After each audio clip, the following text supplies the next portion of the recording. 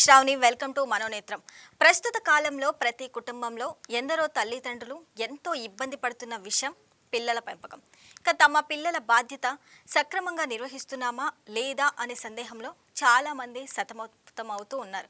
ఇక ఎంత బాధ్యతగా చూసుకున్నా కూడా పిల్లలు తమ మాట వినకపోవటం, తప్పుదారులు పట్టడం చూసి పేరెంట్స్ తట్టుకోలేకపోతున్నారు. ఇక ఇలాంటి తరుణంలో అసలు పేరెంటింగ్ ఎలా ఉండాలి, ఎలాంటి మార్పులు తల్లిదండ్రులు చేసుకోవాలి, పిల్లల్ని పాజిటివ్గా ఎలా పెంచాలి అని positive parenting, child emotional wellbeing అంశాలపై మనతో మాట్లాడటానికి ప్రముఖ కౌన్సిలింగ్ సైకాలజిస్ట్, బిహేవియర్ కోచ్ ప్రవీణ గారు అయితే మనతో ఉన్నారు. నమస్తే మేడం. నమస్తే మేడం, అసలు పాజిటివ్ పేరెంటింగ్ అంటే ఏంటి? First of all I'm feeling very happy to talk about this topic. ఇది పేరెంటింగ్ అనేది పేరెంట్స్ గురించి మాట్లాడడం కాదు, ఫ్యూచర్ జనరేషన్ గురించి మాట్లాడడం. సో పాజిటివ్ పేరెంటింగ్ అనేది మామూలుగా సింపుల్గా చెప్పాలంటే లవ్, ప్రాపర్ లవ్, ఒక బ్యాలెన్స్డ్ డిసిప్లైన్ అండ్ పిల్లల్ని అర్థం చేసుకోవడం, జడ్జిమెంట్ చేయకుండా ఉండడం అండ్ వాళ్ళని కరెక్ట్ కాకుండా కనెక్ట్ అవ్వడం. సో ఇలాంటివన్నీ కలిపి ఫైనల్గా ఒక మంచి రెస్పాన్సిబుల్ హ్యూమన్ బీయింగ్ని మనం సొసైటీలోకి ఇవ్వగలగడం. అసలు ఇప్పుడున్న జనరేషన్లో పిల్లలు అనేది మాట వినరు అసలు. అంటే ఏంటంటారు, అప్పటికి ఇప్పటికీ తేడా ఏంటంటారు? ఎస్ మేడం, అంటే ఇప్పుడు ఓల్డ్ స్టైల్ ఆఫ్ పేరెంటింగ్కి ఇప్పుడున్నటువంటి పేరెంటింగ్ స్టైల్స్లో చాలా చాలా డిఫరెన్సెస్ వచ్చాయి. సో ఓల్డ్ స్టైల్ ఆఫ్ పేరెంటింగ్లో ఏంటంటే ఫర్ ఎగ్జాంపుల్ చూసుకుంటే మనకు తెలిసిన పురాణాల్లో తీసుకుంటే ఒక ధృతరాష్ట్రుడు లేదా హిరణ్యకశిపుడిని మనం ఒక ఎగ్జాంపుల్గా తీసుకుంటే, ధృతరాష్ట్రుడు 100 మంది పిల్లల్ని అధికమైనటువంటి ప్రేమతోని వాళ్ళని ఒక రెస్పాన్సిబుల్ లేకుండా, అంటే ఒక రూల్స్ అండ్ రెగ్యులేషన్స్ లేకుండా పెంచగలగడం వల్ల చరిత్రలో మనం చూసాం వాళ్ళ ఎలా జరిగిందనేది. అలాగే హిరణ్యకశిపుడు బావుని ఎంతో ప్రేమగా పెంచాడు, కాకపోతే అతనికి నచ్చినటువంటి ఆ వేని తను ఒప్పుకోకుండా తన హింసాత్మక ధోరణిని అక్కడ చూపించడం జరిగింది. వేరాజ్ అలాగే చూసుకుంటే అదే పురాణాల్లో సీతను పెంచినటువంటి మన జనక మహారాజు ఎందరికో ఎగ్జాంపుల్గా నిలుస్తారు. ఎందుకంటే ఆడపిల్లని అంత విలువలతో, అంత అప్పటికి విద్య మీద ఆడపిల్లలకు విద్య అవసరం లేదు అన్నప్పుడు కూడా ఆయన సొసైటీలో ఎలాంటి మార్పులు రావాలి అనేది అప్పుడు స్టార్ట్ చేశారు. సో అది పురాణాల్లో తీసుకుంటే ఓల్డ్ స్టైల్ ఆఫ్ పేరెంటింగ్లో ఇవన్నీ మనం చూస్తూ వచ్చాం. ఇప్పుడు ప్రెజెంటింగ్ లైఫ్ స్టైల్లో ఇప్పుడున్నటువంటి పేరెంటింగ్ ఎలా ఉందంటే, అందరం మేము అన్ని పిల్లలకి ఇస్తున్నాం, ప్రాపర్గా ఎడ్యుకేషన్ ఇస్తున్నాం, వాళ్ళకి కావాల్సినవన్నీ ఇవ్వగలుగుతున్నాం, ఆ లైఫ్ స్టైల్ని మేము అలవాటు చేస్తున్నాం అని అనుకుంటున్నారు. But sorry to say this, ఇప్పుడు చేసేది పేరెంటింగ్ కాదు, దే ఆర్ పేయింగ్ రెంట్. ఎందుకంటున్నానంటే ఈ మాట ఎవరు బాధపడొద్దు. పిల్లల్ని కనడం దగ్గర నుంచి, వాళ్ళని పెంచడం నుంచి, చదివించడం నుంచి ప్రతి ఒక్క దగ్గర మనం రెంట్ పే చేస్తూ వస్తున్నాం. సరోగసి పద్ధతి ద్వారా చూసుకుంటే అక్కడ రెంట్ పే చేస్తున్నాం. పిల్లలు పుట్టిన తర్వాత వాళ్ళని చూసుకోవడానికి ఒక కేర్ టేకర్స్ పెట్టుకుని వాళ్ళకి రెంట్ పే చేస్తున్నాం. స్కూల్స్లో మార్నింగ్ టు ఈవినింగ్, ఆ తర్వాత ట్యూషన్స్, ఆ తర్వాత హాస్టల్స్, ఇలా ప్రతిదానికి ఒక రెంట్ పే చేయడానికి ఒక పేరెంట్ అయిపోయారు అంతే. సో ఇప్పుడు పేరెంటింగ్కి అప్పటి పేరెంటింగ్కి తేడా ఉందా? అప్పుడు ఇప్పుడు ఒకేలా ఉన్నారా పిల్లలంటే లేరు. టెక్నాలజీ మారుతూ వస్తుంది, దాని ప్రకారంగా మనం కూడా చాలా మార్పులు చేసుకోవాల్సి వస్తుంది. అది ఎంతవరకు కరెక్ట్ అంటారు? అంటే అడిగిందల్లా మనం ఇచ్చేస్తూ ఉంటాం, అది అసలు కరెక్టేనా? ఇప్పుడు ఏమన్నా చదవకపోతే నువ్వు బాగా చదవాలి, నీకు అది కొనిస్తాం, ఇది కొనిస్తాం అంటూ ఉంటారు కదా, అది కరెక్టే అంటారా?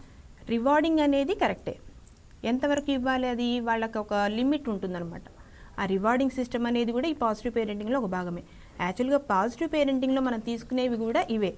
మనం ఎంత పాజిటివ్గా వాళ్ళతో మనము బిహేవ్ చేస్తామో మనమే ఒక రోల్ మోడల్స్ లాగా ఉంటాం. సో వాళ్ళకు ఒక ఎమోషనల్ వెల్బీయింగ్ అనేది అలవాటు అవుతుంది. ఇన్ ద సెన్స్ వాళ్ళకి ఎమోషనల్ రెగ్యులేషన్ కావచ్చు, సెల్ఫ్ కాన్ఫిడెన్స్ కావచ్చు, సెల్ఫ్ ఎస్టీమ్ కావచ్చు, వాళ్ళకి ఇవన్నీ డెవలప్ అవుతూ ఉంటాయి. ఈ పాజిటివ్ పేరెంటింగ్ వల్ల ఇవన్నీ మనం పిల్లల్లో చూడగలుగుతాం. అసలు ఇప్పుడున్న జనరేషన్లో కూడా ప్రస్తుతం ఎదుర్కొంటున్న తల్లిదండ్రులు సవాళ్ళు ఏంటంటారు? అంటే పాజిటివ్ పేరెంటింగ్కి అది అవసరమా? చాలా చాలా అవసరం అండి. ఇప్పుడు ప్రజెంట్ జనరేషన్ ఎదుర్కొంటున్న సవాళ్ళు మనం చూస్తే మా దగ్గరకు వచ్చే చాలామంది క్లయింట్స్ మెయిన్ ఫోన్ అడిక్షన్ అంటారు, పిల్లలు మాట వినట్లేదు అంటారు, ప్రాపర్ కెరియర్ని మేము ఒక కెరియర్ చూస్ చేస్తే వాళ్ళు ఒక కెరియర్ చూస్ చేసుకుంటున్నామని అంటారు, వేరే సబ్స్టెన్స్లోకి వెళ్తున్నారని అంటారు. ఇలాంటి మోస్ట్ ఆఫ్ ద ప్రాబ్లమ్స్ రెగ్యులర్గా వచ్చేవి ఇలాంటివి ఉంటాయి. సో ఎందుకు ఇలా జరుగుతుంది, ఎలాంటి జాగ్రత్తలు తీసుకోవాలని నేను ఒక ఎగ్జాంపుల్ చెప్తాను. అంటే అందరికీ మ్యాక్సిమం తెలిసిన ఎగ్జాంపులే, కాకపోతే ఇక్కడ రిలేటబుల్ అని చెప్పి నేను తీసుకున్నాను. పక్షిరాజు గ్రద్ద ఎందుకు పక్షిరాజు అంటామంటే అన్ని పక్షుల్లోకెల్లా అది ఉన్నతమైనటువంటి ఆ హైకి వెళ్ళగలుగుతుంది. ఎందుకు అనంటే అది తన రెక్కల్ని చాచుకుంటూ ఒక్కసారి రెక్కల్ని చాచుకుంటూ 2 కిలోమీటర్ల వరకు అది ఆకాశంలో ఎగరగలుగుతుంది. అలాగే 5 కిలోమీటర్ల దూరం నుంచి తన వేటను అది చూడగలదు. అండ్ ఆ లక్ష్యాన్ని చేరేంత వరకు కూడా తన దృష్టిని మరల్చదు. అట్ ద సేమ్ టైం తుఫాన్లు వచ్చినా ఎలాంటివి వచ్చినా మిగతా పక్షులన్నీ గూటికి చేరుతాయి. కానీ ఆ పక్షి మాత్రం ఆ తుఫాను యొక్క గాలిని అందిపుచ్చుకొని ఇంకా పైకి ఎదుగుతుంది. ఇక్కడ పేరెంటింగ్లో తీసుకోవడానికి దీనికి కారణం ఏంటి అంటే ఈగల్స్ తల్లి తండ్రి రెండు, father eagle and mother eagle, ఈ రెండు పిల్లల్ని పెంచాలనుకున్నప్పుడు గుడ్లని లే చేసేటప్పుడు ఎత్తైన కొండకి వెళ్ళిపోతాయి. ఎవరు లేనటువంటి ఎత్తైన కొండకి వెళ్ళిపోయి ఒక గూటిని నిర్మించాలనుకుంటాయి. సో ఇక్కడ గూటిని కూడా ఎలా నిర్మిస్తాయంటే తల్లి అక్కడ ఉంటే తండ్రి ఈగలు ఏం చేస్తుందంటే ముళ్ళను ఏరుకొని వచ్చి అక్కడ ఒక నెస్ట్ని ఏర్పాటు చేస్తుంది. దాని మీద కొంచెం గడ్డిని బెడ్ లాగా పరుస్తుంది. ఆ తర్వాత మళ్ళీ ముళ్ళని పెడుతుంది. దీని మీద తల్లి ఈగలు తన ఫెదర్స్ని దాని మీద చారుస్తుంది. ఆ తర్వాత గుడ్లను లే చేస్తుంది. అండ్ ఇదంతా అయిన తర్వాత కొన్ని వారాల తర్వాత వాటి శిక్షణ ఇవ్వడానికి తల్లే ఆ గుడ్లని కిందికి పడేస్తుంటుంది. గుడ్లు అయిపోయి పిల్లలు వచ్చాయి. సో ఆ పిల్లల్ని కిందకి పడేస్తుంటుంది. పడేసినప్పుడు అవి దెబ్బలు తగులుతూ కిందికి వెళ్తూ ఉంటాయి కదా. అప్పుడు తండ్రి ఈగలు ఏం చేస్తుందంటే తన రెక్కలతో వాటిని పైకి మళ్ళీ తీసుకొస్తుంది. ఈ తీసుకొచ్చేలోపు ఈ తల్లి గద్ద ఏం చేస్తుందంటే అందులో ఉన్నటువంటి మెత్తటి దుప్పటిలాగా ఉంది కదా తన రెక్కలు, అవి తీసేస్తుంది. ఇప్పుడు వచ్చినటువంటి ఆ పక్షి పిల్లలు అక్కడున్న ముళ్ళని అందులో ఉండలేక మళ్ళీ కిందికి వెళ్తాయి. అలా వెళ్తూ వస్తూ అవి వాటి సహజ లక్షణం ఎగిరితే మనం ఉండగలుగుతాం అని చెప్పేసి వాటి రెక్కల మీద అవి ఎగరగలుగుతాయి. అలా వాటి శిక్షణ ఇస్తారు. ఇక్కడ ఇది తీసుకోవడం కారణం ఏంటంటే అక్కడ వాటికి ప్రేమ లేదా ఉంది, కానీ కింద పడుతూ లేస్తూ ఎందుకు నేర్పిస్తున్నాయి? వాటికి శిక్షణ ఇవ్వాలి. అవి సమాజంలో అంటే బయట ఉన్నటువంటి వాటితో బతకాలి, చుట్టూ ఉన్న వాటితో అడ్జస్ట్ అవ్వాలి. సో ఈ పేరెంటింగ్ అనేది ఇప్పటి లైఫ్ స్టైల్కి ఎలా అన్వయించుకోవచ్చు అని అంటే పేరెంట్స్ పిల్లలకి మ్యాక్సిమం ఏం చేస్తున్నారు, అన్నీ ఇచ్చేస్తున్నారు అడగకుండానే. మేము చిన్నప్పుడు మేము అన్నీ చూడలేదండి. ఇప్పుడు పేరెంట్స్ వాళ్ళ ఆలోచన అలా ఉంది. మేము చిన్నప్పుడు ఇవన్నీ చూడలేదు, పిల్లలకి ఇస్తే తప్పేంటి? చుట్టూ ఉన్న వాళ్ళు కూడా ఈవెన్ గ్రాండ్ పేరెంట్స్ అవ్వచ్చు, అమ్మమ్మలు తాతయ్యలు అందరూ కూడా ఏం చేస్తూ ఉంటారు, పర్లేదు కాబట్టి వీళ్ళైనా పొందాలి అనే ఇదిలో ఉంటారు. కానీ దాని వల్ల వాళ్ళకి ఎఫెక్ట్ అయ్యిద్ది అనేది పేరెంట్స్ కి తెలుసు అంటారా? ఓవర్ కేరింగ్ అక్కడ ఇస్తూ ఉంటారు. ఇక్కడ ఫ్యామిలీలో కూడా ఏం జరుగుతుందంటే పేరెంటింగ్ అనేది తల్లిదండ్రి పాత్ర మాత్రమే కాదు, చుట్టూ ఉన్న వాళ్ళది కూడా జరుగుతుంది. ఇక్కడ తల్లి ఒక మాట చెప్తుంది, తండ్రి ఒక మాట చెప్తారు, అమ్మమ్మ ఒక మాట, నాయనమ్మ ఒక మాట, చుట్టూ ఉన్న వాళ్ళు ఒక మాట. ఇన్ని మాటల్లో పిల్లలకి ఎక్కువ చాయిస్ వస్తున్నాయి. ఎక్కువ చాయిస్ వస్తున్నప్పుడు వాళ్ళు ఎవరు డిసైడ్ అవుతారు? అవరు. సో ఎప్పుడైనా పేరెంటింగ్లో చుట్టూ ఉన్న వాళ్ళు కూడా పిల్లలకి ఏదైనా ఇవ్వాలి అనుకుంటే సింగిల్ చాయిస్ మీద వెళ్ళాలి. అప్పుడు పిల్లలకి ఇది కరెక్ట్, ఇలా వెళ్ళాలని తెలుస్తుంది. అసలు జనరల్గా పేరెంట్స్ కామన్గా కొన్ని మిస్టేక్స్ చేస్తూ ఉంటారు. అవి పిల్లల మీద ఎఫెక్ట్ చూపించే అవకాశం ఉందా? అదే అవునండి. ఇప్పుడు మిస్టేక్స్ అంటే ఎలాంటి మిస్టేక్స్ చేస్తారంటే మ్యాక్సిమం చేసేది పేరెంటింగ్లో కంపేర్ చేస్తూ ఉంటారు. వాడికి అంత మార్క్స్ వచ్చినాయిరా, వాడు అక్కడ సీట్ తెచ్చుకున్నాడురా, వాడు బాగా సెటిల్ అయ్యాడురా, లేకపోతే ఇంకా ఇంట్లో పిల్లల్ని తీసుకోండి, అన్న తమ్ముల్ని అక్క చెల్లెల్ని ఇలా కంపేర్ చేస్తూ ఉంటారు. చుట్టూ ఉన్న వాళ్ళతో కంపేర్ చేస్తూ ఉంటారు. అలా కంపేర్ చేయడం వల్ల ఏమవుతుంది, వాళ్ళలో లో సెల్ఫ్ ఎస్టీమ్ డెవలప్ అవుతుంది. అంటే వాళ్ళకు ఒక ఇన్ఫీరియారిటీ ఫీలింగ్ వస్తుంది, గిల్ట్ ఫీలింగ్ వస్తుంది. అది వాళ్ళ మైండ్లోకి ఎంత లోతుగా వెళ్తుందంటే నేనేం చేయలేనా అనే ఒక వాళ్ళకి అంతటి లోతుగా ఆలోచిస్తూ ఉంటారు. సో పేరెంట్స్ ఎక్కువగా కరెక్ట్ చేస్తూ ఉంటారు, కంపేర్ చేస్తూ ఉంటారు, పనిష్మెంట్ ఇస్తూ ఉంటారు. పనిష్మెంట్ ఇవ్వడం కరెక్టే ఎంతవరకు అనంటే అది వాళ్ళకి రెస్పాన్స్ తెలిసేలాగా చేస్తే పర్లేదు. ఫర్ ఎగ్జాంపుల్ పిల్లలు ఆడుకుంటున్నారు, బొమ్మలన్నీ పడేశారు. పిల్లల్ని ఆడుకోవద్దని చెప్పడం కాదు, ఆ బొమ్మలను ఆడుకున్నాక అవి తీసి మళ్ళీ సర్ది పెట్టాలి. అది అక్కడ ఏమవుతుంది, పనిష్మెంట్ కాదు, వాళ్ళకు ఒక రెస్పాన్సిబిలిటీ నేర్పించడం. అప్పుడు పిల్లలకి ఓహో ఆడుకుంటున్నాము, మన పని మనం చేసుకుంటున్నామని అర్థమవుతుంది. ఇలాంటి కరెక్షన్స్ చేసుకుంటూ ఉండాలి మనం కూడా పేరెంటింగ్. ఇలాంటి జాగ్రత్తలు తీసుకుంటూ చుట్టూ ఉన్న వాళ్ళని కూడా ఇలాంటి జాగ్రత్తలు ఏ టైంలో తీసుకోవాలి అంటే సడన్ గా చెప్పినా కూడా అర్థం కాదు. అంటే చిన్నప్పటి నుంచే అది ఎక్కడ తీసామో మనం అక్కడ పెట్టాలి, ఆ ఏజ్ నుంచే స్టార్ట్ చేయాలంటారు. అవును, ఖచ్చితంగా అండి. పేరెంటింగ్ అనేది మనం అనుకుంటాము పిల్లలు 5 years తర్వాత వాళ్ళకి కొన్ని అర్థం అవుతుంది అనుకుంటాం. కానీ పేరెంటింగ్ అనేది ఎక్కడ స్టార్ట్ అవుతుందంటే మదర్ వూమ్ నుంచి స్టార్ట్ అవుతుంది. మదర్ వూమ్ నుంచి అంటే మనము కన్సీవ్గా ఉన్నప్పటి నుంచి. ఫర్ ఎగ్జాంపుల్ తీసుకోండి, అభిమన్యుడు తన కడుపులో ఉన్నప్పుడు, సుభద్ర కడుపులో ఉన్నప్పుడు అర్జునుడు చెప్పినటువంటి పద్మవ్యూహాన్ని ఎలా ఛేదించాలనే దాని గురించి విని మహాభారత గాథలో తన యొక్క మనం ప్రస్థానాన్ని చూసాం. అలాగే ఇప్పుడు జనరేషన్లో కూడా మనం ఏం చేస్తున్నాం, మనం ఏం తింటున్నాం, ఏం మాట్లాడుతున్నాం, ఇవన్నీ బేబీ అబ్జర్వ్ చేస్తుంది. అలాగే 0 to 5 years వరకు పిల్లలకి మనం ఏం తెలియదు అనుకుంటాం, కానీ వాళ్ళ సబ్కాన్షియస్ మైండ్ అన్నీ తీసుకుంటుంది. అండ్ అప్ టు 12 years లోపే వాళ్ళ పర్సనాలిటీ అనేది బిల్డ్ అయిపోతుంది. 0 to 5 years వరకు మనం ఏంది తెలియదు అనుకుని చుట్టూ ఉన్న పరిసరాలు ఎలా వెళుతూ ఉంటే పిల్లలకి మదర్ ఫాదర్ గొడవ పడ్డం, చుట్టూ ఉన్న వాళ్ళని అవహేళన చేయడం, ఇలాంటివి చేస్తూ ఉంటాం. అవన్నీ అబ్జర్వ్ చేస్తారు పిల్లలు. సో వాళ్ళు చూడట్లేదు, వాళ్ళు వినట్లేదు, అర్థం కాదు అని అనుకుంటాం, కానీ ప్రతి ఒక్కటి వాళ్ళ సబ్కాన్షియస్ మైండ్ తీసుకుంటుంది. ఆ ఏజ్లో వాళ్ళ బ్రెయిన్ అనేది ఈచ్ సెకండ్కి 700 సెల్స్ని ప్రతి సెకండ్ బిల్డ్ చేసుకుంటూ ఉంటుంది. బ్రెయిన్ డెవలప్మెంట్ అవుతూ ఉంటుంది. ఇవన్నీ దాంట్లో ఫిక్స్ అవుతూ ఉంటాయి. సో మనం ప్రోగ్రామింగ్ చేస్తున్నాం. సో మనం ఏం చేయాలంటే పేరెంట్స్గా పిల్లలు ఉన్నప్పుడు, అది చిన్నప్పటి నుంచి అయినా పిల్లల ముందు గొడవపడడం కరెక్ట్ కాదు. అలాగే తల్లి తండ్రిని కానీ తండ్రి తల్లిని కానీ మాట్లాడడం కరెక్ట్ కాదు. మీకు ఏదైనా గొడవ వచ్చింది, పిల్లలు లేనప్పుడు మాట్లాడుకోండి, లేదా లోపలికి వెళ్ళి మాట్లాడుకోండి. అలాగే మీ పేరెంట్స్ని, మెటర్నల్ పేరెంట్స్ కావచ్చు, పెటర్నల్ ఎవరినైనా కావచ్చు, వీళ్ళని మాట్లాడడం, చుట్టూ ఉన్న వాళ్ళని అవహేళన చేయడం. ఇప్పుడున్న జనరేషన్లో ఎక్కువగా చేసే మిస్టేక్స్ అంటే టీచర్స్ని జడ్జ్ చేస్తారు. టీచర్స్ని టీచర్ నవ్వులు ఎలాగంటే అవహేళనగా, ఎలాగా టీచర్ బాగా చెప్పింది, ఏం చెప్పిందిలే, ఇలా మాట్లాడడం వల్ల పిల్లల్లో రెస్పెక్ట్ రాదు. టీచర్ కూడా ఇలా మాట్లాడచ్చు. That's true. మెయిన్ పేరెంటింగ్లో వాళ్ళు చేసే మిస్టేక్స్ వల్లే, వాళ్ళు ఎప్పుడు రెస్పెక్ట్ నేర్పించాలో అది రెస్పెక్ట్ నేర్పించకపోవడం వల్లే ఇప్పుడున్న సొసైటీలో ఉన్నటువంటి ఈ ఇన్సిడెంట్స్. అసలు ఎలాంటి జాగ్రత్తలు తీసుకోవాలి, పేరెంట్స్ కూడా ఎలాంటి స్ట్రాటజీస్ ఫాలో అవ్వాలి పిల్లల ముందు? మనం నార్మల్గా చూసుకుంటే సైకలాజికల్గా మనకి 4 types ఆఫ్ పేరెంటింగ్ స్టైల్స్ ఉన్నాయండి. First type of parenting authoritative parenting. ఇది మంచి హెల్దీ పేరెంటింగ్ అనొచ్చు. అథారిటేటివ్ పేరెంటింగ్లో ఏంటంటే వాళ్ళకి లవ్ని బ్యాలెన్స్డ్గా ఇస్తాం, అట్ ద సేమ్ టైం డిసిప్లిన్ని కూడా బ్యాలెన్స్డ్గా ఇస్తాం. అంటే ఇక్కడ ఏంటంటే వాళ్ళకి బౌండరీస్ పెడతాం, కానీ ఒక రూల్స్ పెట్టేది ఎలా, కొన్ని బౌండరీస్ వాళ్ళకి లిమిట్గా పెడతాం. ఇలా చేయడం వల్ల ఏమవుతుందంటే వాళ్ళు హెల్దీగా పెరుగుతారు. ఫర్ ఎగ్జాంపుల్ చూసుకుంటే ఇప్పుడు వాళ్ళకి ఏదైనా చెప్పినప్పుడు వాళ్ళతో ఎమోషనల్గా కనెక్ట్ అయ్యి, నాన్న ఇది ఇంతవరకు చేస్తే బాగుంటుంది, వాళ్ళకి ఏదైనా ప్రాబ్లం వచ్చింది, ఇద్దరు కూర్చొని కలిసి మాట్లాడి దాన్ని సొల్యూషన్ చేసుకోవడం, వాళ్ళకి ఆ ఫ్రీడమ్ ఇవ్వాలి, అట్ ద సేమ్ టైం వాళ్ళ బౌండరీస్ ఏంటని తెలియచెప్పడం. Second type of parenting authoritarian parenting అంటాం. ఇక్కడ ఏంటంటే లవ్ హైగా ఉంటుంది, అట్ ద సేమ్ టైం స్ట్రిక్ట్గా ఉంటారు. అంటే ఎక్కువగా ఏంటంటే ఎలా ఉంటారంటే, నేను చెప్పింది విను, ఇది నీ ఫ్యూచర్ నేను డిసైడ్ చేశాను, నువ్వు ఇది వింటావా వినవా, ఇలా మాట్లాడతారు. ఇలా ఉన్నవాళ్ళు సేమ్ మనం ఇందాక చెప్పుకున్న హిరణ్యకశిపుడు. సో ఇలాంటి పేరెంటింగ్ ఆయన ఎగ్జాంపుల్గా చెప్పొచ్చు. అండ్ థర్డ్ వన్ ఏంటంటే మొత్తానికి వాళ్ళకి పర్మిషన్ ఫుల్గా ఇస్తారు, అంటే పర్మిసివ్ పేరెంటింగ్ అంటాం.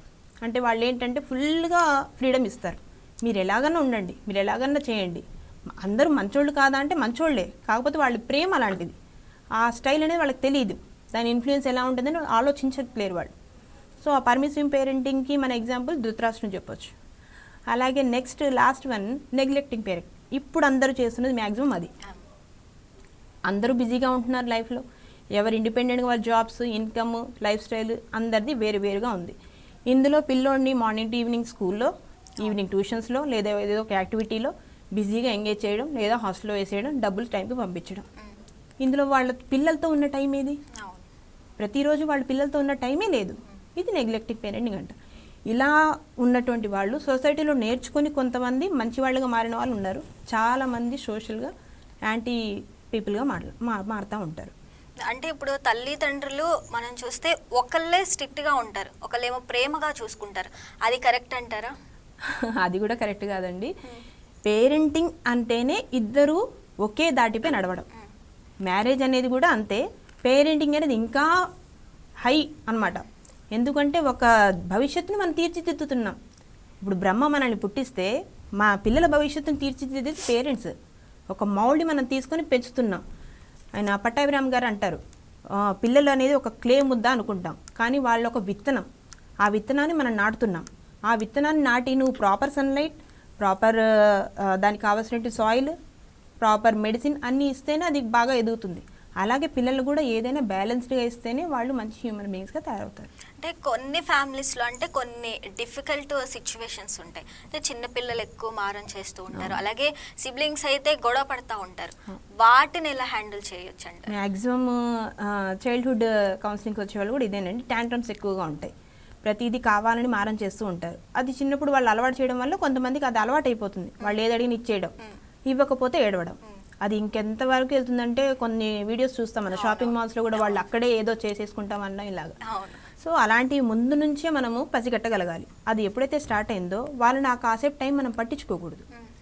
ఆ టైం పట్టించుకోకుండా ఉంటే ఓకే నేను ఇలాంటి బిహేవ్ చేస్తే వీళ్ళు నన్ను పట్టించుకోరు, అది 2 సార్లు 3 సార్లు చూస్తారు, వాళ్ళు కూడా అది చేయడం మానేస్తారు. ఎందుకంటే పిల్లలు మన అటెన్షన్నే కోరుకుంటారు. ఆ అటెన్షన్ మనం ఆ టైంలో ఎప్పుడైతే ఇవ్వకుండా ఉంటామో వాళ్ళది మానేస్తారు. And main thing sibling rivalry.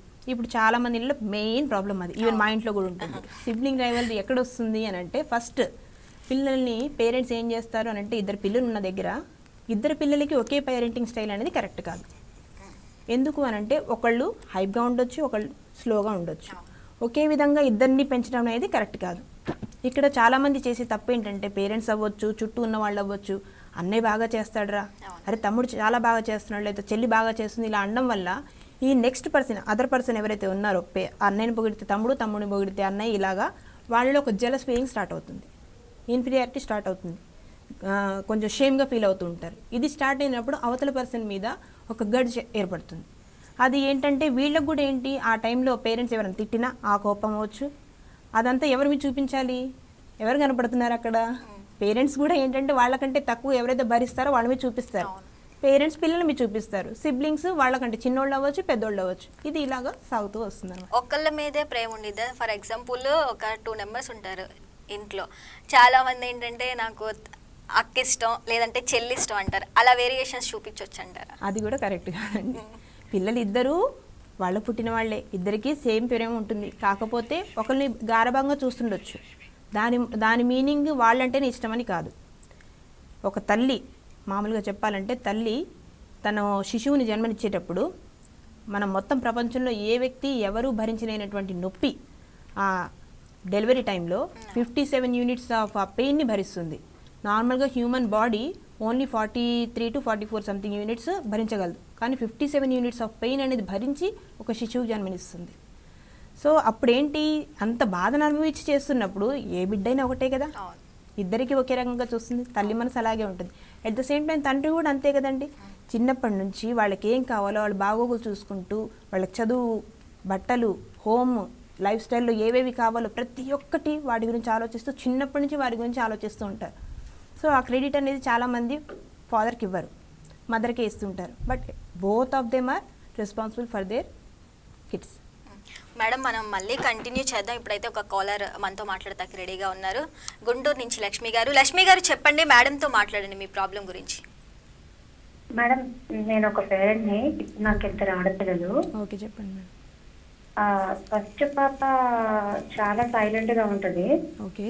చిన్న పాప ఏమో బాగా వైలెంట్ గా, అల్లరిగా, గొడవ బాగా చేస్తుంది. ఓకే. కానీ చిన్నది బయటకు వెళ్ళినప్పుడు సైలెంట్ గా ఉంటది. పెద్ద పాప బయటకు వెళ్ళిన కొంచెం తను పాజిటివ్ యాక్టివ్నెస్ ఎక్కువగా చూపిస్తుంది. ఇక్కడ మీరే అబ్జర్వ్ చేయండి. ఇక్కడ మీరే అబ్జర్వ్ చేస్తే ఇంట్లో సైలెంట్గా ఉన్న వాళ్ళు బయటికి వెళ్తే కొంచెం బాగా మాట్లాడుతున్నారు అంటున్నారు. అంటే వాళ్ళు ఇక్కడ వాళ్ళని వాళ్ళు కంట్రోల్ చేసుకుంటున్నారు. అది ఇంట్లో మీరు ఎక్కడ మీరు వాళ్ళిద్దరిని సపరేట్ చేస్తున్నారో ఒకసారి ఆలోచించుకోండి. ఈ వీడియో పూర్తిగా అయిన తర్వాత మళ్ళీ ఒకసారి వినండి. మీరు ఇద్దరిలో ఎక్కడైనా కంపేరింగ్ చేస్తున్నారా? కంపారిజన్ ఏం లేదు, ఇద్దరిని ఈక్వల్ గానే చూస్తాం. ఇద్దరు అంటే ఏది తీసుకున్నా ఏది పెట్టినా ఇద్దరికి ఈక్వల్ గానే ఉంటది. ఓకే. డ్రెస్సెస్ అయినా సేమ్ టు సేమ్, అన్ని సేమ్ టు సేమ్. ఓకే. ఇంత చిన్న డిఫరెన్స్ కూడా ఉండదు. అండ్ పాప, చిన్న పాప పెద్ద పాప ఏదైతే చేస్తుందో అదే చేస్తుంది మళ్ళీ. ఓకే. ఇద్దరికి ఏజ్ గ్యాప్ ఎంతండి? ఏంటండి ఏజ్ గ్యాప్ ఎంతండి ఇద్దరికి? ఏజ్ గ్యాప్ 3.5 years ఉంటుంది. Okay, 3.5 years. సో మీరు ఒకటి అబ్జర్వ్ చేయండి. పెద్ద పాప పుట్టిన తర్వాత మీరు ఇచ్చినట్టు అటెన్షన్ చిన్న పాప పుట్టిన తర్వాత అదే అటెన్షన్ మీరు కొనసాగించారా? లేదు. అది అక్కడ కొన్ని విషయాల్లో మనం అబ్జర్వ్ చేసుకుంటే, ఒకసారి మిగతా ఆ జర్నీ అంతా మనం ఒకసారి మన పేరెంటింగ్ జర్నీ ఎలా ఉందని అబ్జర్వ్ చేసుకుంటే మనం అక్కడ వేరియేషన్ స్టార్ట్ చేసాం. సో అక్కడ కొంతమంది పెద్ద పిల్లలు ఏంటంటే, ఇప్పుడు నాకు తగ్గింది కనెక్షన్, బాండింగ్ తగ్గింది, ఇప్పుడు నాకు అఫెక్షన్ తగ్గింది, లవ్ తగ్గింది అనే ఒక ఇన్ఫీరియర్ ఫీలింగ్లో ఉంటారు. సో ఆ ఇన్ఫీరియారిటీ ఫీలింగ్ అనేది రేజ్ అవుతూ ఇంట్లో కొన్ని చూపించకుండా బయటికి వెళ్ళినప్పుడు ఫ్రీగా మాట్లాడుతూ ఉంటారు. ఒకసారి మీ ఇద్దరు పిల్లలతో కామ్గా కూర్చొని పెద్ద పాపతో ఒకసారి చిన్న పాపతో ఒకసారి సపరేట్గా మీరు మాట్లాడి చూస్తే మీరు వాళ్ళ నుంచి ఏం కోరుకుంటున్నారో మీ నుంచి వాళ్ళు ఏం కోరుకుంటున్నారో ఒకసారి మాట్లాడి చూడండి. అప్పుడు మీకు సొల్యూషన్ కూడా ఖచ్చితంగా తెలుస్తుంది. యా, థ్యాంక్ యూ లక్ష్మి గారు. ఇక టీనేజ్లో మేడం, ఇప్పుడు టీనేజ్లో ఉన్న పిల్లలైతే పేరెంట్స్ ఎక్కువ బాధపడుతున్నారు. అసలు వాళ్ళని ఎలా హ్యాండిల్ చేయాలంటారు? టీనేజ్ అనేది చాలా డిఫికల్ట్ ఏజ్ అండి. పేరెంటింగ్లో మోస్ట్ డిఫికల్ట్ ఏజ్ అంటే ఇదే టీనేజ్. ఎందుకంటామంటే టీనేజ్లో వచ్చేసరికి పిల్లలకి వాళ్ళ బయాలజికల్ చేంజెస్ అవుతూ ఉంటాయి బాడీలో ఉన్నటువంటి biological changes, societal attractions, peer influence ఇవన్నీ ఉన్నప్పుడు పిల్లలు ఇక్కడ పేరెంట్స్కి ఇచ్చే అటెన్షన్ తగ్గుతుంది.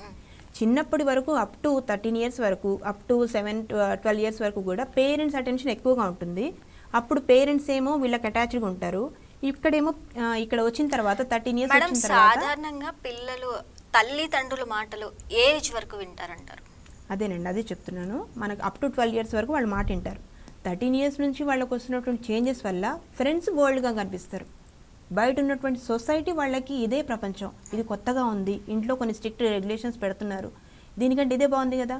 అండ్ ఇంకోటి, వీళ్ళకి ఏజ్లో కొంచెం కోపం, చిరాకు, అగ్రెసివ్నెస్ కొంచెం ఉంటాయి. అవి పేరెంట్స్ అర్థం చేసుకోరు. వీళ్ళు ఎందుకు ఇలా మాట్లాడుతున్నారో కొంతమంది పేరెంట్స్కి అవేర్నెస్ ఉండదు, కొంతమందికి ఉంటుంది. అర్థం చేసుకుని మాట్లాడే వాళ్ళు చాలామంది. లేని వాళ్ళు ఏం చేస్తారంటే నా నుంచి దూరం అయిపోతున్నారు అనే ఫీలింగ్ వీళ్ళకి వస్తుంది. పిల్లలేమో ఫ్రెండ్స్కి ఎక్కువగా అట్రాక్ట్ అయిపోయి, బయట ఉన్నటువంటి ఇన్ఫ్లుయెన్స్కి అట్రాక్ట్ అయిపోయి, బయట ఉన్నటువంటి అలవాట్లు వాళ్ళకి బాగా నచ్చి, ఇంట్లో వాటికి పర్మిషన్ ఉండదు కదా, సో బయట వాటికి కోరుకుంటూ ఉంటారు. ఆ టీనేజ్ అనేది అందుకనే చాలామంది పేరెంట్స్కి ప్రాబ్లమెటిక్ ఏజ్ అంటాం. సో వాళ్ళని కూడా మనం ఏంటంటే ఓవర్గా కరెక్ట్ చేయకుండా పర్టికులర్ స్పేస్ ఇస్తూ వాళ్ళకి ఏం కావాలో, వాళ్ళు మన నుంచి ఏం కోరుకుంటున్నారో మనం ఒకసారి మాట్లాడగలిగితే, అర్థం చేసుకోగలిగితే, ఒక రూల్స్ అనేవి, ఒక బౌండరీస్ పెడితే, ఒక రూల్స్ పెట్టగలిగితే టీనేజ్ కూడా మనం హ్యాండిల్ చేయొచ్చు. మేడము, ఈ క్వశ్చన్ చాలా ఇంపార్టెంట్ మేడం. ఎందుకంటే చాలామంది పేరెంట్స్ ఎక్కువ చూస్తున్నాము స్టడీస్ వల్ల సూసైడ్ చేసుకొని చనిపోతున్నారు. అసలు దాన్ని ఎలా హ్యాండిల్ చేయాలి మనం? ఇప్పుడు అది కూడా చాలా పెద్ద ఇష్యూ అయిపోయిందండి. స్టడీ ప్రెజర్ పిల్లలకి ఎక్కువ ఇస్తున్నారు. ఎందుకు ఇస్తున్నారు అని అంటే కాంపిటేటివ్ వరల్డ్, అందరూ మంచి మంచి పొజిషన్స్లో ఉన్నారు, మన పిల్లలు కూడా అలా చూడాలి. వీళ్ళు చేయలేనటువంటి ఆ పొజిషన్స్ని వీళ్ళని తీసుకెళ్ళాలి. ఇది పేరెంటల్ ఎక్స్పెక్టేషన్స్. కానీ అక్కడ పిల్లలకి ఏం కావాలనేది పేరెంట్స్ మర్చిపోతున్నారు. వాళ్ళ ఇంట్రెస్ట్ ఏంటి, వాళ్ళకి అందులో అంత క్యాలిబర్ ఉందా లేదా అనేది అబ్జర్వ్ చేయరు. అబ్జర్వ్ చేయకుండా వాళ్ళని ఫోర్స్ఫుల్గా తీసుకెళ్తూ ఉంటారు. ఆ పిల్లలు ఏంటి, ఆ స్టడీ ప్రెజర్ని తట్టుకోలేకుండా ఉంటారు. అట్ ద సేమ్ టైం ఒక ఏజ్ వచ్చిన తర్వాత, 10th క్లాస్కి వచ్చిన తర్వాత పిల్లలు ఏం చేస్తారంటే మ్యాక్సిమం, ఇప్పుడు నీకు 10th క్లాస్, ఇంటర్, నీకు ఫిజికల్ యాక్టివిటీస్ వద్దు, నీ హాబీస్ అన్ని పక్కన పెట్టు, ఓన్లీ స్టడీస్ మీద కాన్సన్ట్రేట్ చేయి. అక్కడ పిల్లలకి కాలేజ్లో కానీ స్కూల్లో కానీ ఎక్కువ స్ట్రెస్ వస్తుంది. దాన్ని రిలాక్స్ అవ్వడానికి ఫిజికల్ యాక్టివిటీ ఏది? ఫిజికల్ యాక్టివిటీ కంప్లీట్గా ఆఫ్ అయిపోయింది. సో వాళ్ళు ఆ స్ట్రెస్ని తట్టుకోలేక, ఎవరికి చెప్పుకోవాలో అర్థం కాక, చాలామంది ఆ బర్డెన్ తీసుకోలేక సూసైడ్కి పాల్పడుతున్నారు. మేడం, ఫైనల్గా మీరు పేరెంట్స్కి ఇచ్చే మెసేజ్ ఏంటి? పేరెంట్స్కి నేను చెప్పదలుచుకుంది ఏంటంటే అండి, పాజిటివ్ పేరెంటింగ్ని ఇంప్లిమెంట్ చేయండి. ఇన్ ద సెన్స్, మీరు పిల్లలతో ఎక్కువ క్వాలిటీ టైంని గడపండి. ఫస్ట్ ఆఫ్ ఆల్, ఆ క్వాలిటీ టైంలో కూడా వాళ్ళతో ఏంటంటే, ఇప్పుడు నార్మల్గా స్కూల్కి వెళ్తున్నారు, మార్నింగ్ లేచిన దగ్గర స్టార్ట్ చేద్దాం. పోనీ మార్నింగ్ లెగ్గానే వాళ్ళని ఒక ప్రేమగా టచ్ చేసి, ఒక కిస్ ఇచ్చి, లేదా హక్ చేసుకొని, నాన్న ఈరోజు ఇలా బాగుంటుంది అని చెప్పేసి ఒక నమ్మకం, అది వాళ్ళకి ఎంతో బూస్టప్ ఇస్తుంది. అండ్ లేచిన తర్వాత వాళ్ళు స్కూల్కి వెళ్ళేటప్పుడు దగ్గర తీసుకొని, నాన్న నేను నీతోనే ఉన్నాను, పర్లేదు కాసేపు వెళ్ళిరా, ఓకే, అదొక నమ్మకం వాళ్ళకి. స్కూల్ నుంచి వచ్చిన తర్వాత డ్రెస్ అచ్చేయి ఇచ్చేయి చదువు ఇలా చెప్పకుండా వాళ్ళని కాస్త రిలాక్స్గా కూర్చొని ఇచ్చి కాసేపు మాట్లాడి, ఇలా జరిగింది ఈరోజు నీ స్కూల్లో జరిగినటువంటి నీ బిగ్గెస్ట్ జాయ్ మూమెంట్ ఏంటి, ఫ్రెండ్స్తో ఎవరితోనో చీరుగా మాట్లాడావా, ఎవరికైనా థ్యాంక్ఫుల్గా ఉన్నావా, ఏదైనా గ్రాటిట్యూడ్ మూమెంట్ ఉందా, ఏదైనా తప్పు చేసావా, ఎలా అనిపించిందని ఇలా మాట్లాడితే అప్పుడు వాళ్ళు మనతో షేర్ చేసుకుంటారు. అప్పుడు వాళ్ళలో ఎమోషనల్ బిల్డింగ్ అనేది బాగా జరుగుతుంది. అండ్ రాత్రి పడుకునేటప్పుడు కూడా తలని నిమురుతూ లేదా భుజాన్ని నిమురుతూ, ఈరోజు బాగా జరిగిందానా, నువ్వు ఇలా చేస్తే బాగుంటుంది, ఇలాంటివి కరెక్ట్ చేసుకుంటే బాగుంటుంది నువ్వు అని చెప్పేసి గ్రాటిట్యూడ్ ఫీల్ అవుతూ, ఇలా ఒక లంచ్ టైంలో కానీ డిన్నర్ టైంలో కానీ పిల్లలందరితో ఫ్యామిలీ అంతా కలిసి కూర్చొని ఒక పార్కింగ్ జోన్, ఇప్పుడు మనం కార్ పార్కింగ్, బైక్ పార్కింగ్ ఎలా చేస్తామో parking zone, cell phone parking zone, screen time లేకుండా పార్కింగ్ జోన్ పెట్టుకొని ఆ టైంలో వాళ్ళతో క్వాలిటీ టైం గడుపుతూ, ఖచ్చితంగా వాళ్ళు ఏం చేస్తున్నారు ఏంటనేది ఒక పోలీస్లా కాదు, పోలీస్ లాగా కాకుండా వాళ్ళతో కలిసి వాళ్ళ ఫ్రెండ్లీగా మూవ్ అవుతూ వాళ్ళు ఏం చేస్తున్నారో చూస్తూ మనం చేయగలిగితే పిల్లల్ని ఖచ్చితంగా మంచి పేరెంటింగ్ మనం ఇవ్వగలుగుతాం, మంచి ఒక హ్యూమన్ బీయింగ్ని, రెస్పాన్సిబుల్ హ్యూమన్ బీయింగ్ని సొసైటీలోకి ఇవ్వగలుగుతాం. Right madam, thank you so much Praveena గారు. ఈరోజు ఒక పాజిటివ్ పేరెంట్ గురించి అయితే అనేక విషయాలు మాతో షేర్ చేసుకున్నారు. Thank you so much. So ఇది పిల్లల్ని ఎంతో ఇష్టంగా మనమైతే పెంచుతాము. అంటే ప్రతిసారి వాళ్ళ చేతుల్లోనే టాలెంట్ ఉన్నా కూడా ప్రతిసారి అది యూజ్ అవ్వదు. ఏదైనా కూడా మన చేతుల్లోనే ఒక మార్గదర్శకత్వం అయితే ఉంటుంది. ఇది ఇవాల్టి మనోనేత్రం ప్రోగ్రామ్. రేపటి మనోనేత్రం ప్రోగ్రామ్తో మళ్ళీ కలుద్దాం. That's all for keep watching YK news.